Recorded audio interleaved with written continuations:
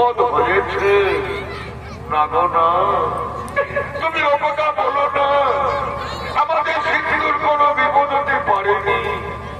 সে আসবে, সে আমাদের কাছে জল নিয়ে আসবে, আমাদের জল খাওয়াবে, আমরা প্রাণ ফিরে পাবো। তুমি কেঁদো না, তুমি কেঁদো না। সিন্ধুর মা, সিন্ধুর মা, ওই তো আমাদের সিন্ধু, মায়ের শব্দ শোনা যাচ্ছে। আমাদের সিন্ধু আসছে, আমাদের সিন্ধু জল নিয়ে আমাদের কাছে আসছে। ওরে সিন্ধু, এত কেন দেরি করলি? আয় বাবা, তুই আমাদের কাছে তাড়াতাড়ি আয়, আমাদের জল খাওয়া, আমাদের প্রাণ বাঁচা। রে সিন্ধু, রে বাবা, আমাদের গলা শুকিয়ে গেছে। রে বাবা, তুই দেরি করছিস না রে। আপনি আমাদের সিন্ধু তো এমন ভাবে আমাদের জল খাওয়াইনি। তুমি কে আপনি? পরিচয় দেন, তা না হলে অভিশাপ দেব। মুনিবর, আমি অযোধ্যার মহারাজ দশরথ। অযোধ্যার মহারাজ দশরথ, আপনি এসেছে। হে রাজন, আমাদের সিন্ধুর সাথে আপনার কি দেখা হয়েছে? আমাদের সিন্ধু গেছিল ওই নদীর পারে জল আনতে, তার সাথে আপনার কি দেখা হয়েছে? মুনিবর, আজ আমি মহাপাপী। মুনিবর, আজ আমি মহাপাপী। রাজা দশরথ, কেন রাজা, কি পাপ করছো তুমি? আমাদের কাছে বলো, কি পাপ করছো তুমি? মুনিবর, আপনাদের সিন্ধু ওই নদীতে জল তুলতেছিল, আমি আমার অপেক্ষা করে বসেছিলাম। আমি মনে মনে ভাবলাম, ওই যে কোনো হরিণী জল পান করছে, আমি আর কাল বিলম্ব না করে আমি আমার শব্দ বেদিমান নিক্ষেপ করি। আর সেই মানে আপনাদের সিন্ধুকে আমি হত্যা করেছি। মুনিবর, আমি হত্যা করেছি।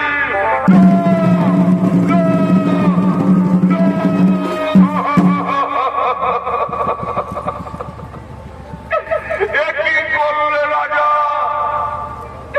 তুমি একই করলে।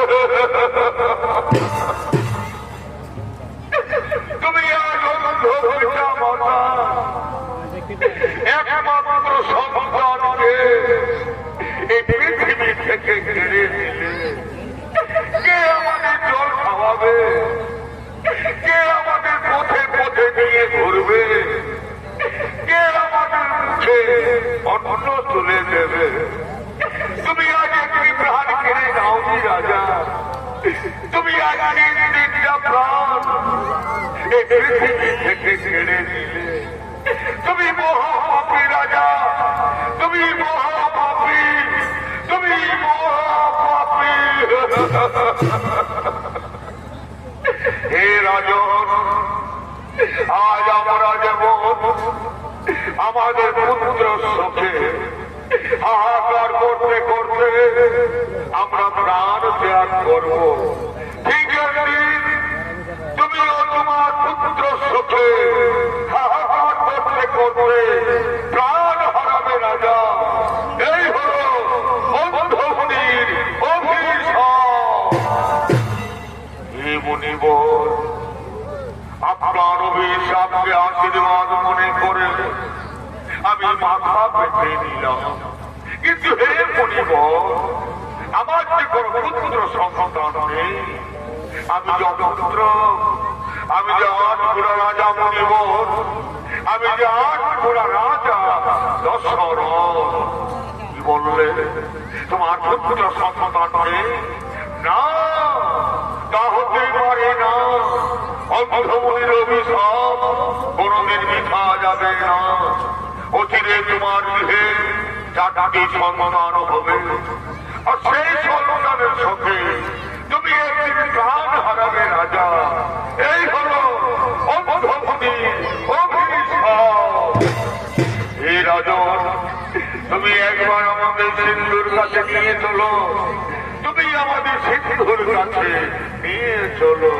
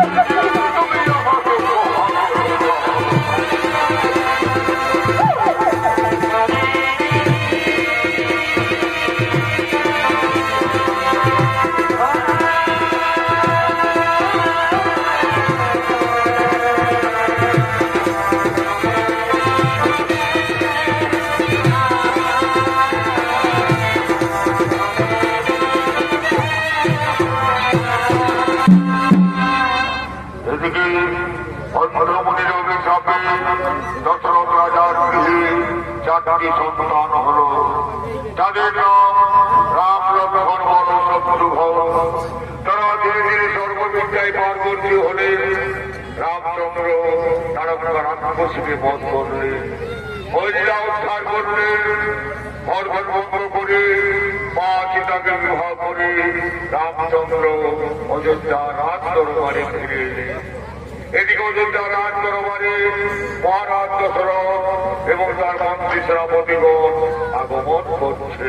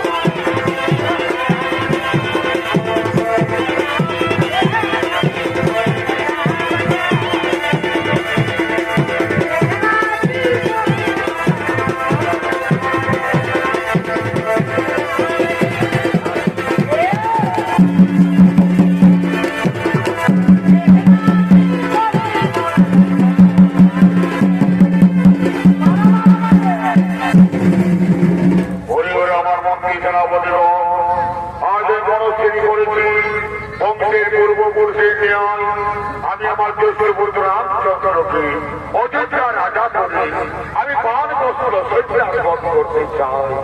তোমাদের এই মতামত আমার কাছে তোমরা প্রকাশ করো ভাই। মহারাজ, এ তো অত্যুত্তম প্রস্তাব মহারাজ। আমরাও তো করে চাই অযোধ্যা আমাদের করে চান, এরপর আমরা অযোধ্যা রাজা করো রামচন্দ্রকে, তাতে আমরা সকলে আনন্দিত আছি মহারাজ। ওরে ওরে আমার মন্ত্রী সেনাপতিগণ, তাদের এই মুহূর্তে অযোধ্যার মধ্যে ঘরে ঘরে সংবাদ জানিয়ে দাও, কাল সুপ্রভাতে আমার জ্যেষ্ঠ পুত্র রামচন্দ্র হবে অযোধ্যা রাজা। তারা যেন সকলে অযোধ্যা রাজ দরবারে আসে, আমার ছেলে রামকে সকলে আশীর্বাদ দেন। তাই তারা এই মুহূর্তে অযোধ্যার মধ্যে ঘরে ঘরে সংবাদ জানিয়ে দাও। তাই হবে মহারাজ, তাই হবে।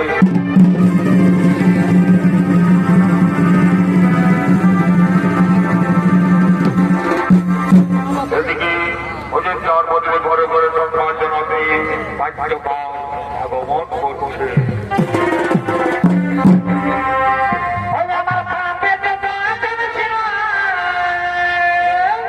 রাম রাম রাম রাম রাম রাম রাম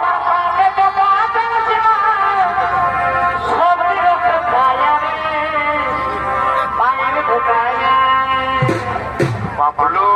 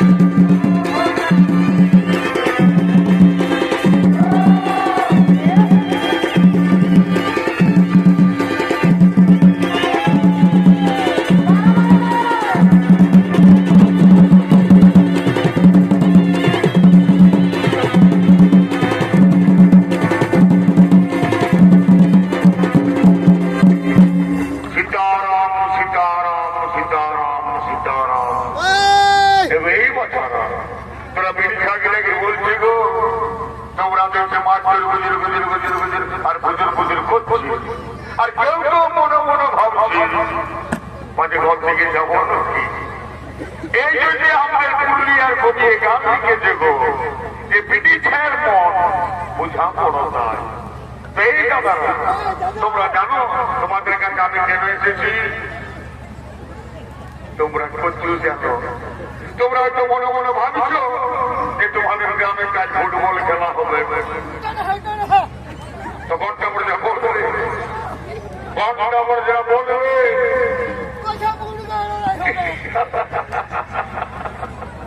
ইসালা তো মেসে দৌড় বটে, ইসালা আমি করছে গান শুনে তো ভালো করে বলবে।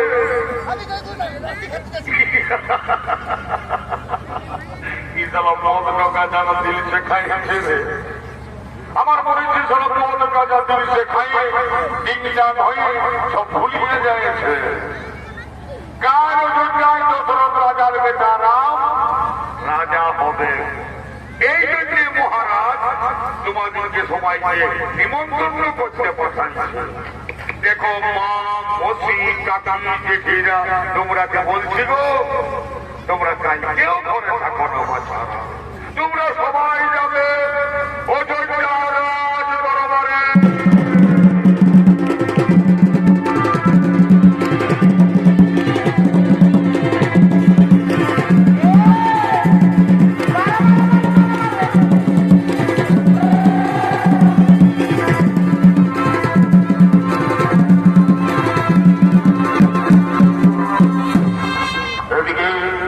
অযোধ্যার অন্তপুরে মহারানী কৈকেয়ী এবং দাসীগণ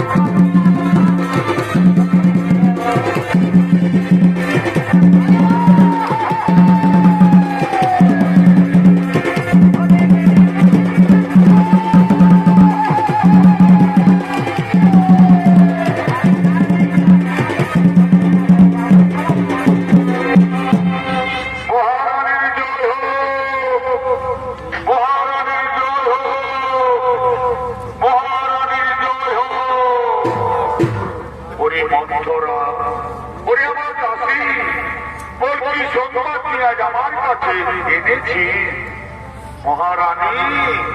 কালীনগর রাজা হবে রামচন্দ্র, এই সংবাদ আমি তোমার কাছে এনেছি। ওরে মন্থরা, এটি অতি আনন্দের সংবাদ আজ আমার কাছে এনেছি। কালীনগর রাজা হবে রামচন্দ্র, এর থেকে আর আমার কাছে কি আনন্দের সংবাদ হতে পারে রে মন্থরা? এই যে আমার বড় রত্নহার, তোকে আমি পুরস্কারে পুরস্কৃত করলাম। ছি মহারানী, রাম রাজা হবে আর তোমার এত আনন্দ কিসে? না রে মন্থরা, তুই ও কথা আমাকে বলিস না। রাম আমার জ্যেষ্ঠ পুত্র, সে আমাকে সর্বক্ষণ মামা বলে ডাকে, তাই রাম রাজা হলে আমার কোনো দুঃখ নেই রে মন্থরা। মহারানী, তুমি ভেবে দেখো, রাম রাজা হলে ভরত হবে রামের দাস, আর তুমি হবে ঐশ্বর্যার দাসী। তার থেকে তোমার মৃত্যু অনেক ভালো রানী। তুমি মরে যাও, তুমি মরে যাও। নারী মন্থরা, তুই কথা আমার বলিস না। রাম আমি ভরতের থেকেও অনেক ভালোবাসি, সে আমাকে সর্বক্ষণ মামা বলে ডাকে, তাই রাম রাজা হলে আমার কোনো দুঃখ নেই রে মন্থরা। মহারানী, তুমি ভেবে দেখো, আর তুমি যদি আমার কথায় চলো, তবে আমি তোমার ছেলে ভরতকে অযোধ্যা রাজা করে দেব। কেমন করে কেমন করে হবে দাসী আমার ছেলে ভরত অযোধ্যা রাজা? বলতুই কেমন করে হবে আমার ছেলে ভরত অযোধ্যা রাজা? মহারানী, পূর্বে দেবতা আনন্দের যুদ্ধে মহারাজ কত বিক্ষত এসেছিলেন, তখন মহারাজকে তুমি সেবা যত্ন করে ভালো করেছিলে। তখন মহারাজ তোমাকে দুটি বর দিতে চেয়েছিল। আজ তুমি মহারাজের কাছে সেই দুটি বর নিয়ে না। এক পরে করো তোমার ছেলে ভরত অযোধ্যা রাজা, আর এক পরে করো রামকে 14 বছর বনবাসী। এরে মন্থরা, আজ আমি তাই করবো। আজ এই মহারাজের কাছে দুটি বর চাইব। এক পরে করব আমার ছেলে ভরত অযোধ্যা রাজা, আর এক পরে করব রামকে 14 বছর বনবাসী। মহারানী, তুমি তোমার অলঙ্কার খুলে ফেলো, তুমি মাটিতে পড়ে থাকো, তবেই তুমি মহারাজের কাছে ওই দুটি বর পাবে। ওই তো মহারাজ তোমার কাছেই আসছে। এখন আমি আসি রানী, এখন আমি আসি।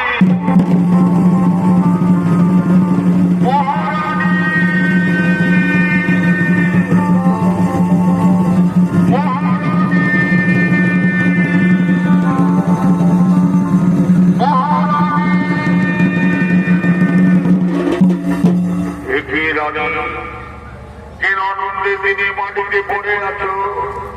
কেন তোমার সর্বাঙ্গ অলঙ্কার নেই? কেন তোমার চোখে সামনে ধারা বইছে? তোমার কোন অসুখ করেছে নাকি তোমাকে কেউ কোনো করেছে অপমান? না রাজা না, আমার করেনি কোন অসুখ, আমাকে কেউ কোনো করেনি অপমান।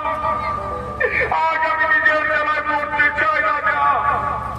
এই কইকে আর অযোধ্যাকে যে থাকবে না রাজা, তুমি কইকে মরতে দাও, তুমি কইকে মরতে দাও। না রানী না, আমি তোমাকে মরতে দেব না। তুমি আমার নয়নের মণি, তুমি আমার অন্তরের আলো, তুমি আমার সর্বশ্রেষ্ঠ রানী। আমি তোমাকে সমস্ত রানীর থেকে ভালোবাসি রানী।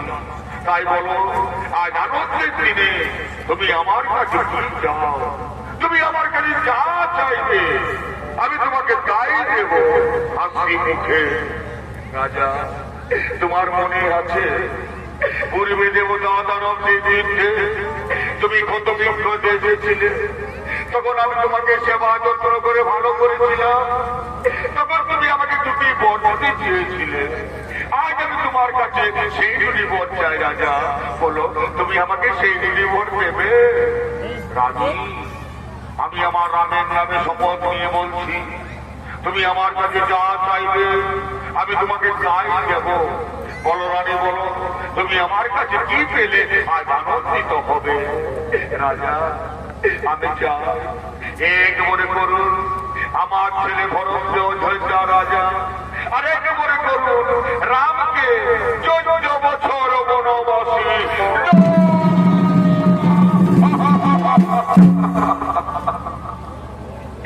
না রানী না, তুমি এই বর আমার কাছে যেও না, তুমি অন্য বর আমার কাছে যাও। তুমি অন্য বর আমার কাছে যা চাইবে আমি তোমাকে তাই দেব, কিন্তু তুমি আমার কাছে এই বর যেও না। না রাজা না, অন্য বরে আমার প্রয়োজন নেই রাজা। যদি আপনি আমাকে দেবেন 2টি বর, এক মনে করুন আমার ছেলে ভরত অযোধ্যা রাজা, আর এক মনে করুন রামকে 14 বছর বনবাসী।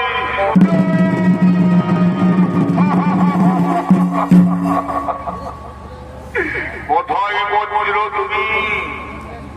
মস্তকে এসে পড়ো আমার, চূর্ণ বিচূর্ণ করে দাও দেহ আমার। এই কথা শোনার পূর্বে আমার মৃত্যু হলো না কেন? আমার মৃত্যু হলো না কেন? রানী, আমি তোমার কথায় হয়তো ভরতকেও অযোধ্যা রাজা করে দেব, কিন্তু তুমি আমার রামকে বনে দিও না রানী। তুমি আমার রামকে বনে দিও না। রাম বিনা দশরথ রাজা বাঁচবে না রানী, তাই তুমি আমার রামকে বনে দিও না। তুমি আমার রামকে বনে দিও না। পিতা,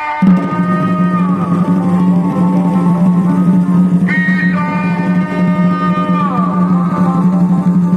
পিতা, পিতা কেন সিংহাসন ছেড়ে মাটিতে পড়ে আছে? কি হয়েছে আপনার? কেন আপনি আমার সাথে কথা বলছেন না? মা, মা গো, তুমি তো সকলেই জানো মা, কি হয়েছে আমার পিতা? কেন উনি আমার সাথে কথা বলছেন না? ওরে রাম, তোর পিতা আমার কাছে অঙ্গীকার আবদ্ধ। আজ ওনার কাছে 2টি বর চেয়েছি, এক করে করতে হবে আমার ছেলে ভরত অযোধ্যা রাজা, আর এক করে হবে তুমি 14 বছর বনবাসী। মা, এই কথা মা, এই জন্য আমার পিতা পড়ে আছেন মাটিতে। না পিতা না, উঠুন আপনি সিংহাসন গ্রহণ করুন। ভরতকে কোন অযোধ্যা রাজা, রাম হবে 14 বছর বনবাসী। এই পিতা, আজ আমার কি পরম সৌভাগ্য যে আমি আমার পিতা মাতা ঋণ শোধ করতে আমি চলে যাব 14 বছর বনবাসে। বিদায় পিতা, বিদায় মাতা, বিদায় অযোধ্যাবাসী, তোমরা আমাকে বিদায় দাও। রাম, তুই আমাকে ছেড়ে যাস না, তুই আমাকে ছেড়ে যাস। বিদায় পিতা, বিদায় মাতা, বিদায় অযোধ্যাবাসী।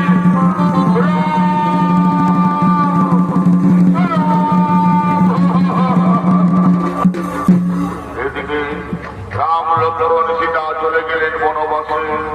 সেই সংবাদ পেয়ে অযোধ্যায় মহারাজ দশরথের মৃত্যু হল। এদিকে রাম লক্ষ্মণ সীতা চিত্রকূট পর্বতে আগমন হচ্ছে।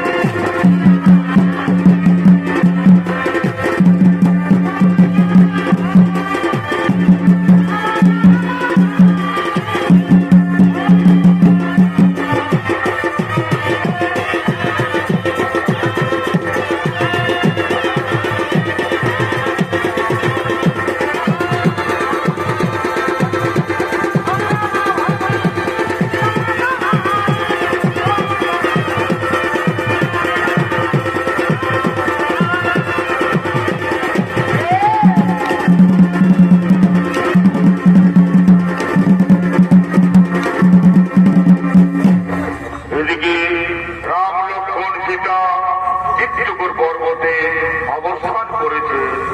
এদিকে বড় শত্রুঘ্ন চিত্রকূট পর্বতে আগমন করছে।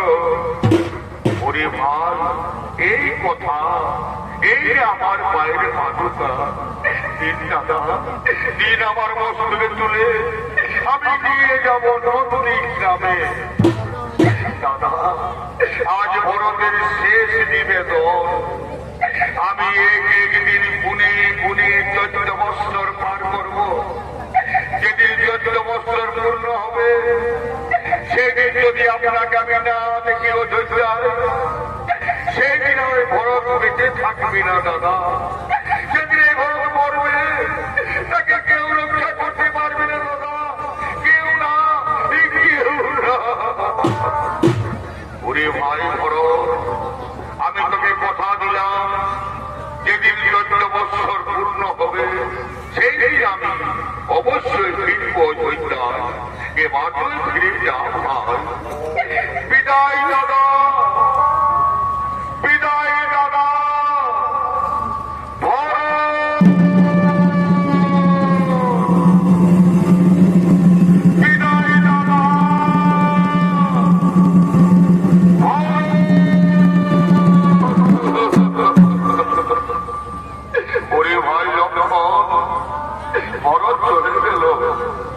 তার কাছে আমরা জানতে পারলাম আমাদের পিতা চলে গেছেন স্বর্গবাসে। তাই তো পুত্রের কর্তব্য হলো পিতাকে পিণ্ড দান করা। ওরে মা, আজ আমরা ভিখারি, আজ আমরা অরণ্যের মাঝারে মুনি পথিকের কাছে গিয়ে ভিক্ষে করব, তারপর আমরা আমাদের পিতাকে পিণ্ড দান করব। সীতা, তুমি এই ফাল্গুন নদী তীরে বসে অপেক্ষা করো, আমরা এখন ভিক্ষে করে তোমার কাছে ফিরে আসবো। হে প্রভু, আপনি চলে যান ভিক্ষার্থে, আমি আপনার অপেক্ষায় বসে থাকবো প্রভু।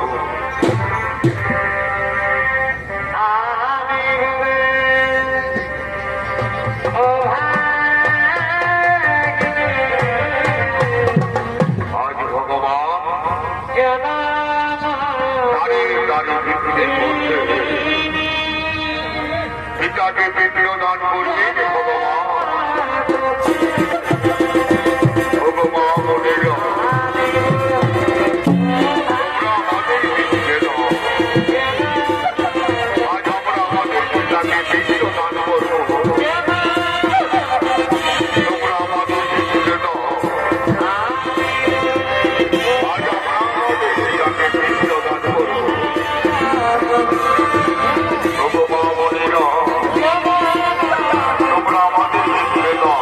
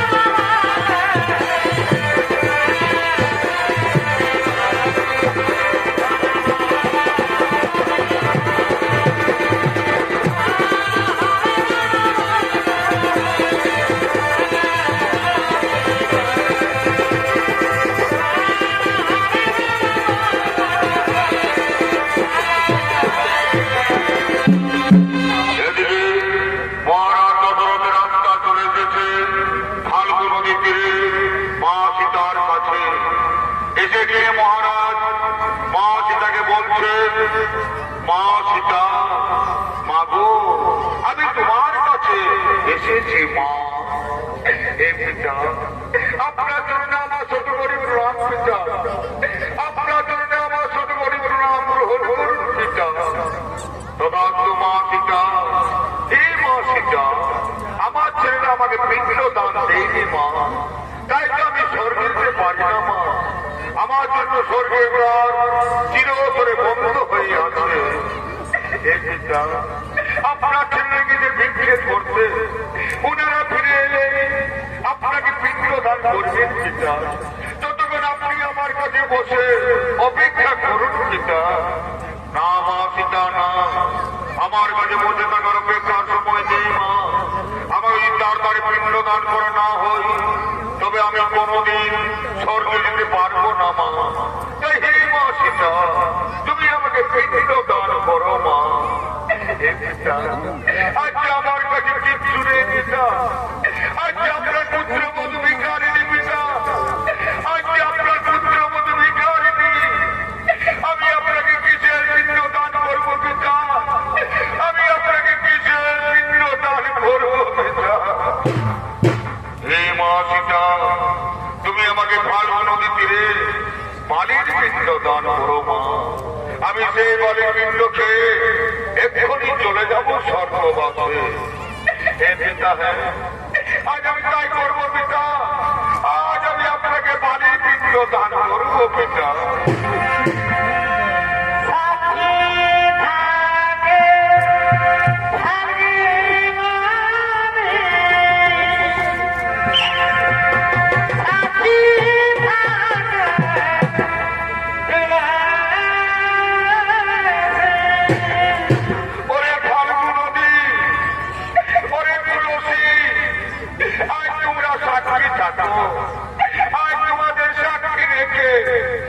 আমি আমার শ্বশুরকে বালির পিণ্ড দান করছি।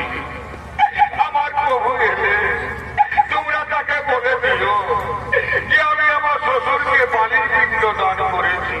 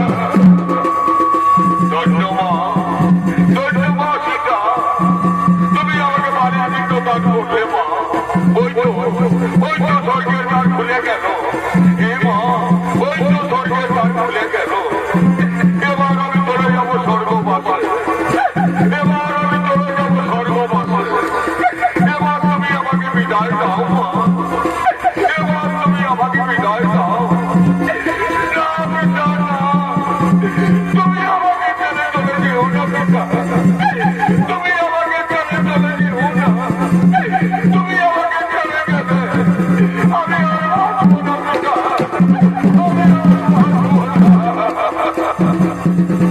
উপায় নেই মা, উপায় নেই মা সীতা।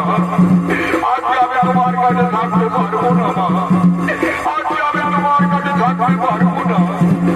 এবার তুমি আমাকে বিদায় দাও মা, এবার তুমি আমাকে বিদায় দাও। বিদায় মা।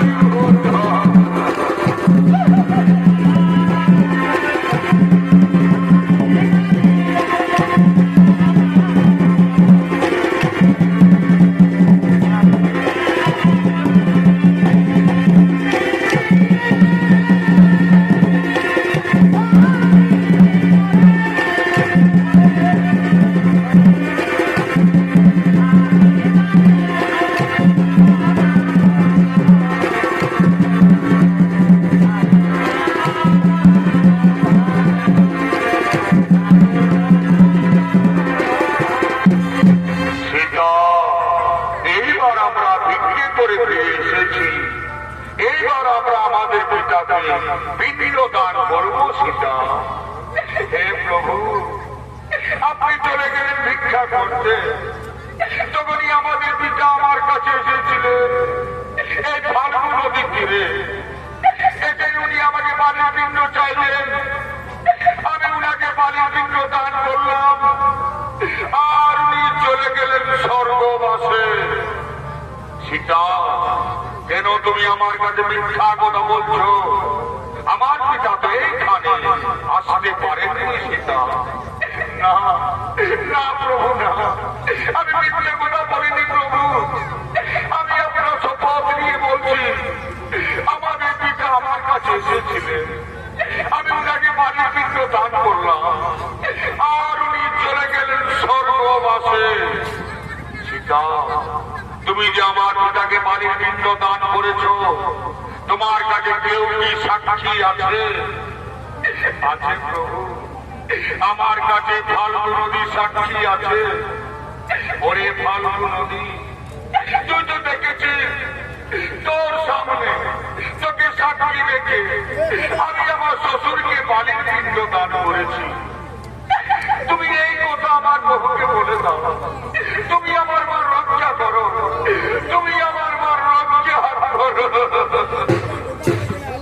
না সীতা, না, আমি মহারাজ দশরথকে এইখানে আসতে দেখি। কি বললে, কি বললো রে ফাল্গু নদী? তুমি দেখে গিয়ে আমার বাবুর কাছে মিথ্যা কথা বলেছিলে, তুমি দেখে গিয়ে আমার বাবুর কাছে আমাকে মিথ্যাবাদী সাজালে। ওরে ফাল্গু নদী, আজ আমি তোমাকে অভিশাপ দেব, তোর জল তোর উপরে বইবে না। তুই হতশিলা, তোকে কুকুর শিকার কর হবে, এই আমার অভিশাপ তোমাকে। বলো সীতা, আর কে সাক্ষী আছে তোমার কাছে? আছে প্রভু, আমার কাছে শিমল বৃক্ষ সাক্ষী আছে। ওরে শিমল বৃক্ষ, তুই তো দেখেছি তোর সামনে তোকে সাক্ষী রেখে আমি আমার শ্বশুরকে বালির পিণ্ড দান করেছি। তুমি এই কথা আমার বকুলে বলে দাও, তুমি আমার মা রক্ষা করো, তুমি আমার মা রক্ষা করো। না সীতা, না, আমি মহারাজ দশরথকে এইখানে আসতে দেখিনি। কি বললে, কি বললে ওরে শিমল বৃক্ষ? তুমি দেখে গিয়ে আমার বহুর কাছে মিথ্যা কথা বলে দিলে, তুমি দেখে গিয়ে আমার বহুর কাছে আমাকে মিথ্যাবাদী সাজালে। ওরে শিমল বৃক্ষ, আজ আমি তোমার অভিশাপ দেব, তোর ফুলে সুগন্ধ থাকবে না, তোর ফুলে দেবতাদের পূজায় কোনদিন লাগবে না, এই আমার অভিশাপ তোমাকে। বলো সীতা, আর কে সাক্ষী আছে তোমার কাছে? আছে প্রভু, আমার কাছে মা তুলসী সাক্ষী আছে।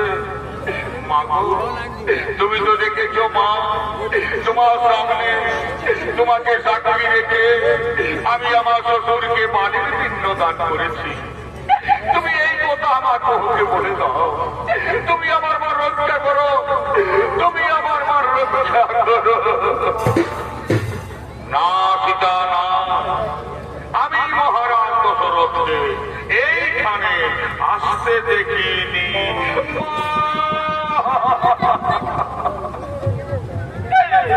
মাগো, তুমিও মিথ্যা কথা বলে দিলে মা।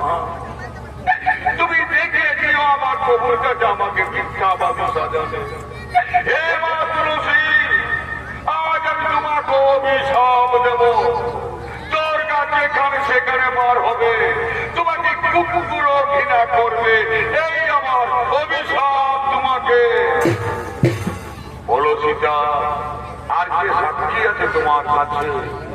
আছে প্রভু, আমার কাছে বনবৃক্ষ সাক্ষী আছে। ওরে বনবৃক্ষ, তুই তো দেখেছি তোর সামনে তোকে সাক্ষী রেখে আমি আমার শ্বশুরকে বাড়ির পিণ্ড দান করেছি। তুমি এই কথা আমার প্রভুকে বলে দাও, তুমি আমার মান রক্ষা করো, তুমি আমার মান রক্ষা করো। হে মা সীতা, হে প্রভু রামচন্দ্র, আপনি চলে গেলেন ভিক্ষা করতে, তখনই আপনার পিতা মহারাজ এসেছিলেন ফাল্গু নদী তীরে। এসে নিয়ে মহারাজ মা সীতাকে বাড়ির পিণ্ড চাইলেন। মা সীতা মহারাজকে বাড়ির পিণ্ড দান করলেন, তখনই মহারাজ চলে গেলেন স্বর্গবাসী। এটা আমি নিজের চোখে দেখেছি প্রভু, আমি জীবনে করে মিথ্যা কথা বলিনি প্রভু। মা যা বলেছে তা সম্পূর্ণ সত্য ঘটনা প্রভু। বনবৃক্ষ, তুই আজ আমার মা রক্ষা করবি। ওরে বনবৃক্ষ, আজ আমি তোমাকে আশীর্বাদ দেব। সত্যতা নাপর বলি, চাই তুই অমর হয়ে থাকবি। তোর পাতা তোর গাছ থেকে কোনদিন ঝরে শেষ হবে না। তোর ছায়া থাকবে শান্তি বিদর্শনিত, তোর ছায়া নিজে যেজন বসবে সে চির শান্তিতে থাকবে। তুই চিরদিন অক্ষয় পথ হয়ে থাকবি, এই আমি তোমাকে আশীর্বাদ দান করলাম প্রভু। এবার তাই মিথ্যে বলিনি, এবার আমি মিথ্যে বলিনি। ওটো সীতা, আমি প্রমাণ পেলাম সত্য তুমি আমার পিতাকে বাড়ির পিণ্ড দান করেছ। তাই নারী হয়ে জগতের বুকে পিণ্ডদানের সাথে যুগে যুগে মানবের মুখে অমর হয়ে থাকবে, এই আমি তোমাকে আশীর্বাদ দান করলাম। শুনো সীতা, শুনো ভাই লক্ষ্মণ, এইবার আমরা চিত্রকূট পর্বত ছেড়ে চলে যাব পঞ্চপতি বনে।